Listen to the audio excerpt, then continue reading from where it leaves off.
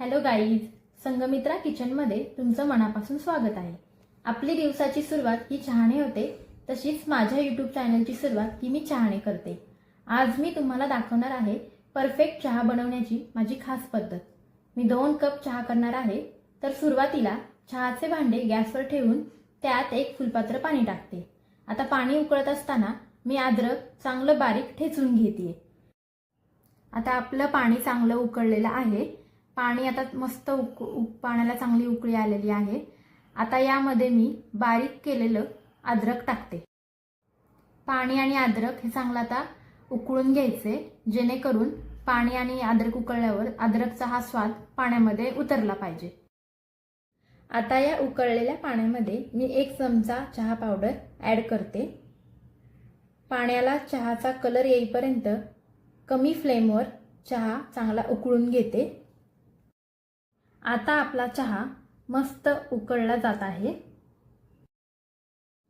आता या उकळलेल्या चहामध्ये 1 ते 1.5 कप मी गरम दूध ॲड करते। गरम दूध का? तर गरम दूध चहामध्ये घातल्याने चहा चांगला क्रीमी होतो, त्यामुळे चहा करताना नेहमीच गरम दूध वापरावे।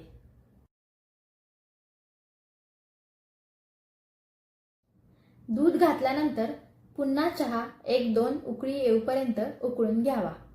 चहा चांगल्या प्रकारे उकळून झाल्यावर शेवटी मी 2 चमचे साखर ॲड करते। आता साखर शेवटी का घालावी? कारण साखर शेवटी घातल्याने चहा घट्ट, स्वादिष्ट आणि परफेक्ट तयार होतो। जर साखर सुरुवातीला ॲड केली तर साखरेचं पाणी होतं आणि चहा पाण्यासारखा आणि बेचव लागतो, त्यामुळे चहा करताना साखर नेहमी शेवटी घालावी। साखर घातल्यानंतर चहाला 2 उकळी येईपर्यंत शिजवून घ्यावा। अशा प्रकारे आपला चहा पिण्यासाठी रेडी झालेला आहे। तर झालं, असा करून पहा माझ्या पद्धतीने बनवलेला चहा। व्हिडिओ आवडल्यास चॅनलला सबस्क्राईब करा, लाईक करा, कमेंट करा आणि शेअर करा। आणि अशाच सोप्या रेसिपींसाठी बघत रहा संगमित्रा किचन।